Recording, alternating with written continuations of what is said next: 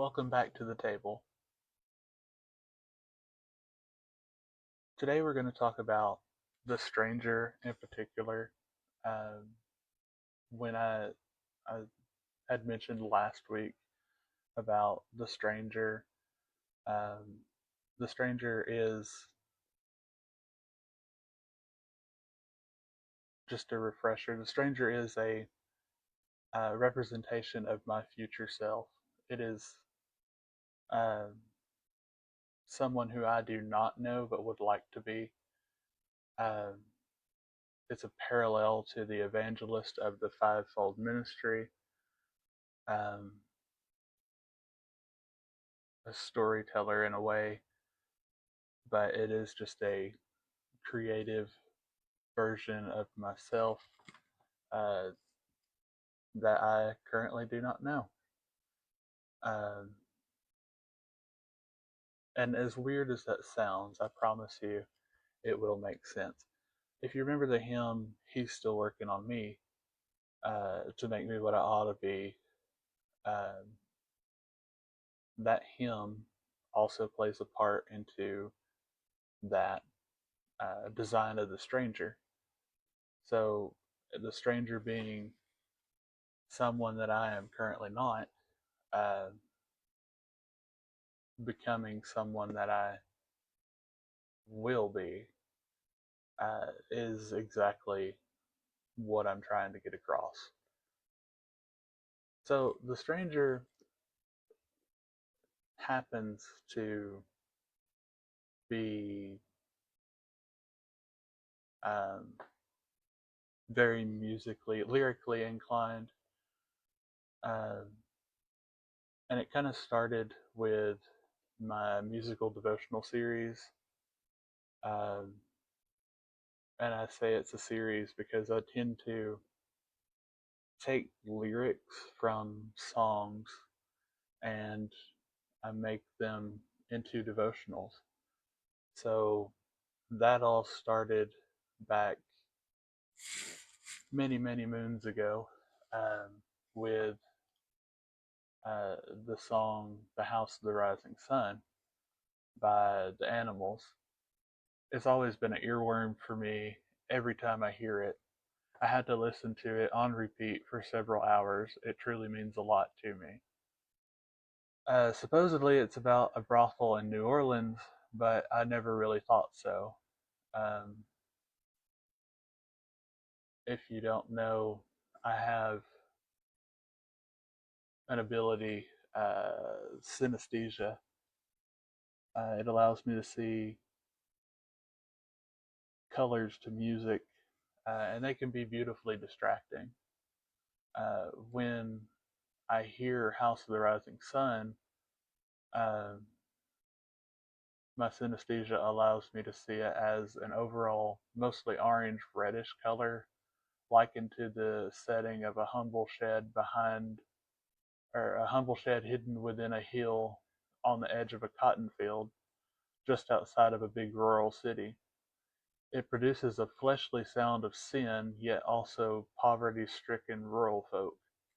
It is a very difficult to describe into words, but the vocals produce streaks of white across the field, and the organ opposes the orange reds with blues and silvers, but joins the lyrical content of the sinful misery, recognizing its place in the sky above the field, but also in the city in the distance.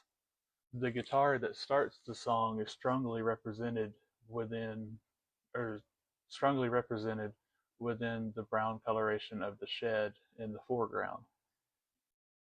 It is strong enough to withstand the foreground, but the war torn from the negligence and abuse of the nature that surrounds it and the people that live within it. From this song, you can pull a devotion. I can hear some of the comments now. But that song's about a brothel. It's about sin. You shouldn't talk about worldly things in church. Yet Jesus himself spoke in parables to bring relevance of God's salvation plan to those who couldn't comprehend the glory of God.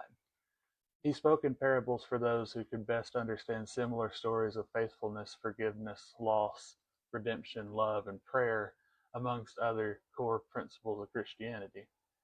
In saying that there's no reason that you and I cannot find Christ within simply worldly song or activities such as changing a light bulb or modifying a child's plaything. I actually have to give partial credits to our co-pastor, Vince Lonez, for the inspiration behind the devotion, as it was his guitar playing that influenced the devotion to begin with. Brother Wilson was giving a message at another church before Brother Vince had joined our church. Um, it was their revival final night, and prior to that, Brother Vince and another singer had started playing Amazing Grace to the tune of House of the Rising Sun. Uh, when I first heard this, I had just come off of a week of listening to that song off and on because of my repetitive relationship with the song. So I really paid attention to their rendition. They had added another verse or something to just differentiate just enough, but it was still an awesome cover. So the following week, I spent breaking down House of the Rising Sun, trying to pull a devotional out of the song. So I was there listening to it on repeat for a solid week. Finally, that Sunday, I sent a message to Wilson that I got a good devotion uh, for that next day. Not long, but definitely impactful. The first part focused solely on the chorus of the song. There is a house in New Orleans they call the Rising Sun, and it's been the ruin of many a poor boy, and God, I know I'm one. I broke it down line by line. There's a parallel between our bodies and a house. Wilson had recently preached a message on the word in, so I tried to tie it into that message as well. However, the word in, a preposition meaning encapsulated within, New Orleans represents an amalgamation of sin. New Orleans is one of the most sinful cities in the United States, and its reputation for so outshines even some of the brightest stars. So far, we have a body in sin solely from the first line. The second line can be broken down based on the words rising sun. Rising can mean upward, and the sun represents hope and clarity, because the sun pierces through many clouds. The third line holds the most impactful part of the devotion. It's been the ruin of many a poor boy. Translated from this message, it represents fleshly desires that are enticing, hence being a ruin. The last line, and God, I know I'm one. Hey, that's the narrator, that's the storyteller. They are the one. What? Flesh is highly susceptible to the fleshly desires of this world, like a magnet draws metals. So all in all, the chorus can be read: a body in sin has hope of clarity, but won't turn loose of its sinful ways because he is flesh. Doesn't that hurt just a little bit? The following March, I followed it up with a revisit of that devotional by including the verses, because it is a folk song. It has a story associated with it. So the first verse is: my mother was a tailor, she sewed my new blue jeans. My father was a gambling man down in New Orleans. Separate the mother and the father, and not a whole lot is said about the mother. Other than she mends clothes, she fixes what is broken. Most likely she tries to be the solid foundation of the house. The father, most likely displeased by his wife, wastes away in New Orleans trying to enjoy worldly pleasures. The next part is: now the only thing a gambler needs is a suitcase and a trunk, and the only time that he's satisfied is when he's all drunk. Continuing from what we learned about the father, as he is a gambler, he hides what he would call his fortune and fame within a suitcase and a trunk, but rather his secrets and sins and he only finds his satisfaction with worldly pleasures. The next part, O mother, tell your children not to do what I have done. Spend your lives in sin and misery in the house of the rising sun. Now the mother is different. This mother is different from the narrator's mother. Rather, it's their audience, made up of mothers and children. Don't do as they have done.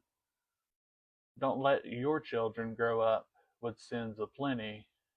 Set them up to accept Jesus into their hearts. Set them up to be steadfast in Christ. The last part, and probably my favorite part, is I've got one foot on the platform, the other foot on the train. I'm going back to New Orleans to wear that ball and chain. This part echoes the chorus as we've discussed already. A body in sin has hope of clarity, but won't turn loose of its sinful ways because he is flesh. That is why the narrator tells the mothers in his audience, change the future so that your children won't do as they have done and their father has done. Let your children grow up steadfastly in the Lord. Make them representatives of Christ. Do not let them hinder. Make them headstrong and steadfast in the Lord thy God. And with the final chorus echoing the message hidden within the song, mothers and fathers that fail to uphold the quest of keeping the children on the straight and narrow only create a new narrator for this story. I ended this devotion with this statement. In 2016, and you may remember this, I'm not sure, in New Orleans, there was a live Passion of the Christ type play that had an all-star Broadway type cast, just modernized for the New Age society.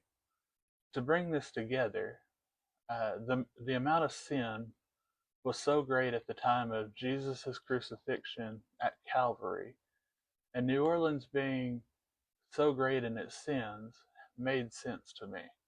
The creators of this play wanted to recreate the value of Calvary, but only nailed a crucifixion. There's only one way to the Father, and it ain't when the saints go marching in.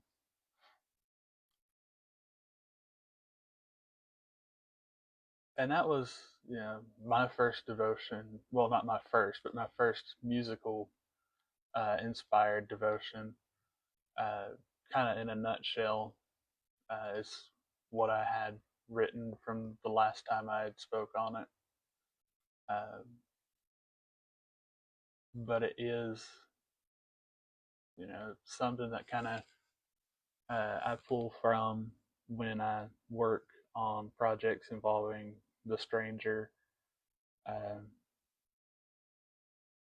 When I can kind of look at other songs and things, and I can pull off recreations of the story and how I see it within the lyrics. So,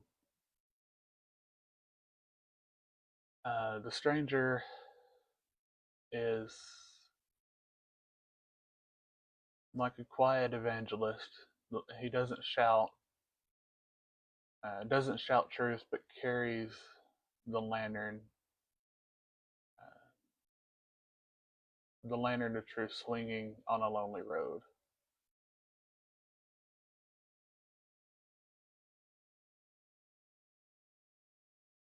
I mentioned last time that the stranger character is inspired heavily by the song Rank Stranger. Um, it explores the ache of being unknown, the deeper ache of realizing God knows you even when the world doesn't recognize you. So you hear this often when you turn to Christ. The people that you used to hang with usually don't want to hang around you after you accept Christ, because your influence over them has changed. Your influence with them has changed. Um, And that's kind of exactly why the stranger title holds, is because uh, when you accept Christ, and your friends that you did have that uh, might have been, you know, I'm not going to say taken hell by hailstorm, but uh, they're not on the same straight and narrow as you are. Uh, they're gonna start acting like strangers to you once you accept Christ, or even vice versa. If they accept Christ and you no longer were to hang around them because you don't like, you know, the churchy things of Christ, for lack of better terms, uh, it's you're going to be a stranger to them. So there's still an ache with when the world doesn't recognize you, uh, but God knows you at that point. So, or in the opposite, God knows them, uh, even when you don't recognize your friend, your former friend. So, um,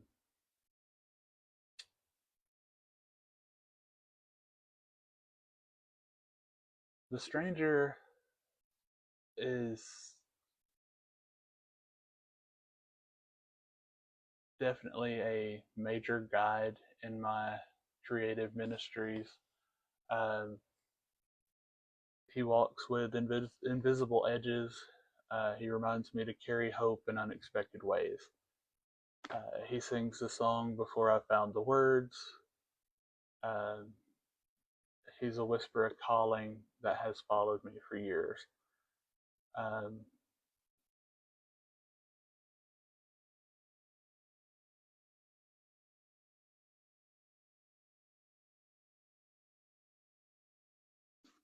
I kind of want to hear back from some of you.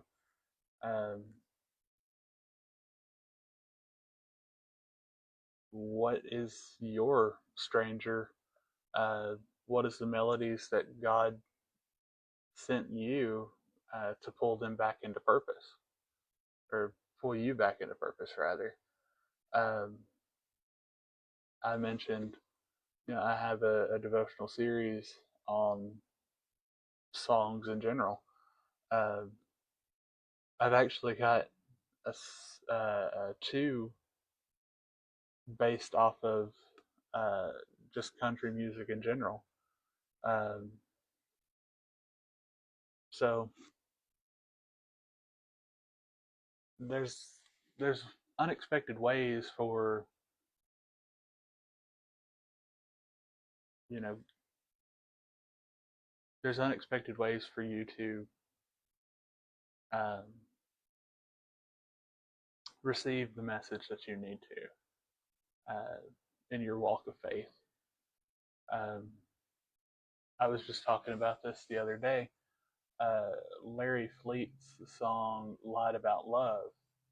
Um, that was my number one song this past year, according to Spotify Rap 2025.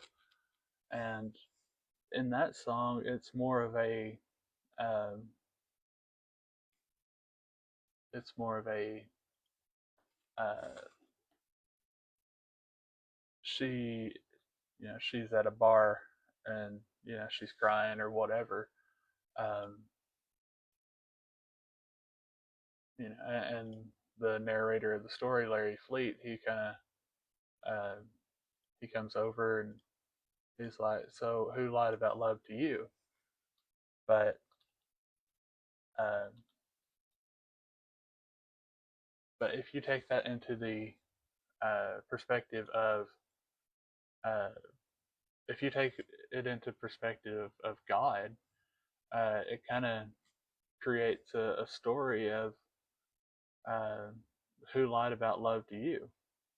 So if you think about uh, 1 John 4 and 8, like I do, I think about it like an equation.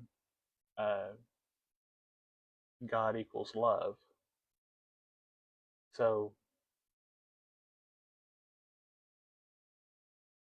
when you think about it in that perspective and you start looking at love songs and country songs or whatever, and you start seeing uh, love wrote out, you can always use that as a equation.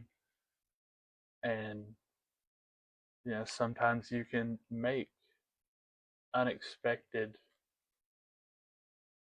uh, unexpected connections to God over anything. So, First John uh, chapter 4 verse 8 says that he that knoweth, or he that loveth knoweth not God, for God is love. So if you go and you look at the lyrics of Light About Love,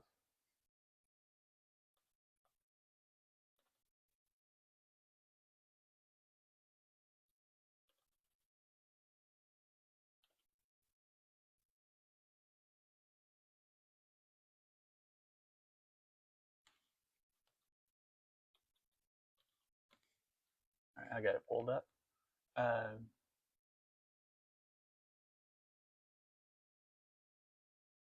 Says uh, you say you're scared of where you are right now. You recognize the road we're going down. That's the second verse.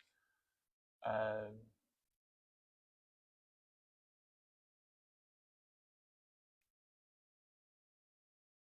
no, it's the first. Yeah. Um, yeah. You say you're scared of where we're going right now. You recognize the road we're going down for from the last time, but honey, I ain't that guy. If you look at it from God's perspective, uh, God's not gonna treat you like a toxic relationship. At least in my experience, uh, I mean that's just he's not. I mean he's not the guy that is gonna treat you wrong. Uh, I bet you, I bet he had you hanging on a string, and and made you think that it was the real thing, but that ain't fair to you, and it sure ain't fair to me. The same way, the same way that we worship God, you know, it's not fair to God if we can't have a clear communication to Him. Therefore, if we don't have a clear communication to Him, then He's not going to have a clear communication back to us. So it's not fair either way if either of us are toxic in that relationship. The chorus, who told you it was complicated? Who tricked your heart and left you lonely? Baby, which, I mean, you can omit the word baby, when you look at it this way. And it's supposed to keep you up all night with tears in your eyes, so who lied about love to you? And that's the chorus. I mean, love is God. God is love. I mean, an equation as simple as that can be rearranged both ways. Same as if x equals 1, 1 equals x. I mean, it's the same thing. So, if you've been lied to about love, then you've never experienced love. Um, it's not complicated. Uh, a relationship between you and God should not be complicated. If your heart has been tricked and you got left lonely, then you don't know love at all. Uh, you're not supposed to be kept up all night with tears in your eyes in that particular situation. If God equals love, then you should not be up all night with tears in your eyes, unless it's through worship. So, and the second verse kind of pays tribute to, what is it, Hebrews 11? That's not right, I don't think.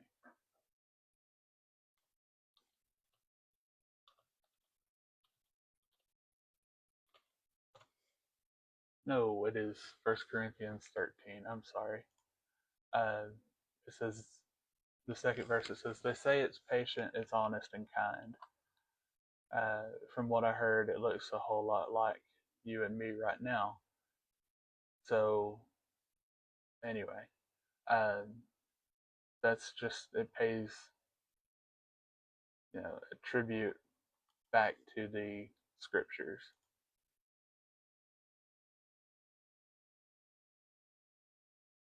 So, that was kind of an unexpected,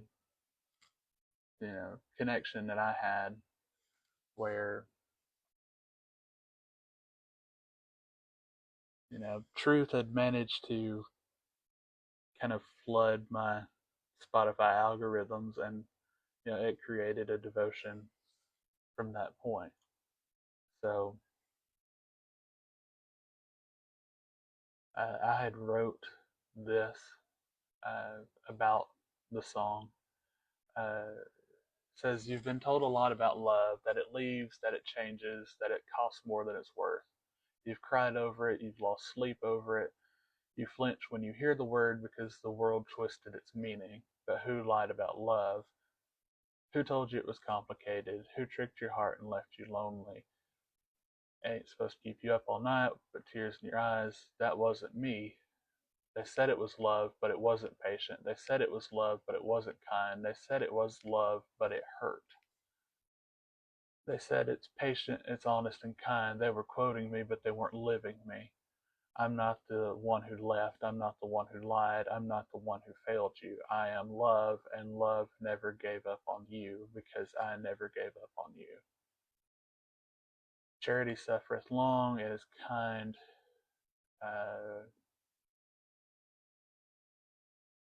Which is 1 Corinthians 13 and 4. Jeremiah 31:3. Yea, I have loved thee with an everlasting love. Isaiah 49:15. Yet I will not forget thee. So, if you take that equation, God equals love, you can make a devotion out of that particular song. And again, I've made several uh,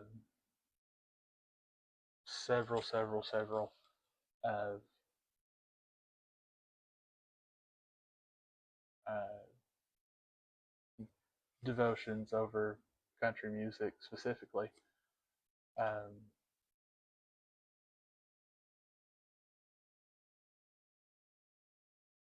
And it was my goal earlier this year to put out several more that I have not put out yet. But I'm still, working out some of the kinks on them.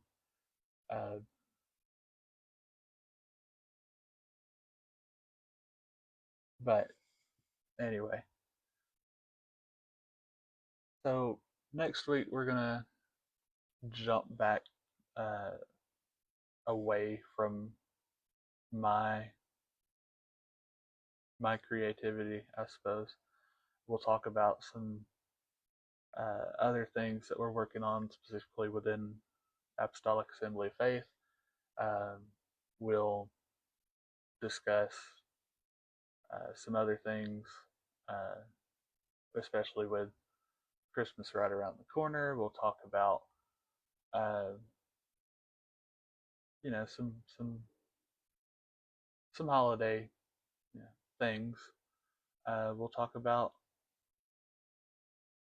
some of the uplifting. I'll put it that way. We'll talk about some uplifting things uh, that I hope will inspire your holiday cheer this year. Um, and then the following week, we'll just have to see what we come up with because I don't have anything planned that far ahead. Um, but until next week, thanks for listening to me ramble. Uh, thanks for being here at the table, and we'll see you then.